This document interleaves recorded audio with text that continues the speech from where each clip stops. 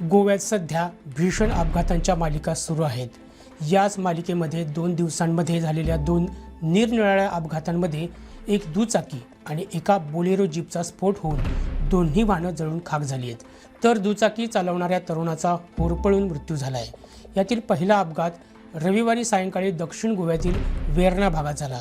इथं बसची दुचाकीला धडक बसल्यानंतर दुचाकीचा स्फोट झाला। अपघात इतका भीषण होता की यामध्ये 32 वर्षांचा दुचाकी चालक केल्विन इशांती परेरा याचा होरपळून मृत्यू झाला।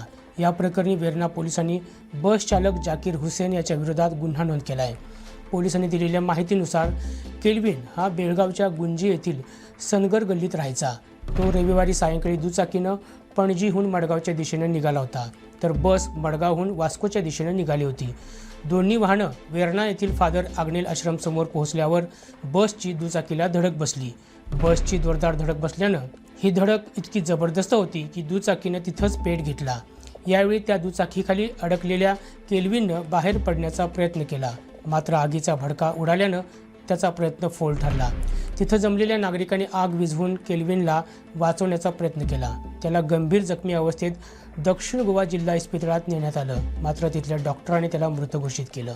दरम्यान दुसरा अपघात मंगळवारी पहाटे 4 वाजण्याच्या सुमारास चोरला घाटात घडला। बेळगावहून नारळ घेऊन येणाऱ्या बोलेरो जीपचा चोरला घाटातील धोकादायक वळणावर स्फोट झाला।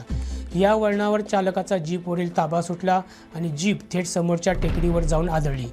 त्यानंतर ती पलटली। जीपचा ताबा सुटताच चालक आणि त्याच्यासोबत असलेल्या प्रवाशानं जीपमधून उडी मारल्यानं ते थोडक्यात बचावले। दरम्यान जीप पलटल्यानंतर इंजिनमधून आगीचा भडका उडाला। घटनेची माहिती मिळताच अग्निशामक दलानं धाव घेऊन आगीवर नियंत्रण मिळवलं, मात्र तोपर्यंत जीप जळून खाक झाली होती।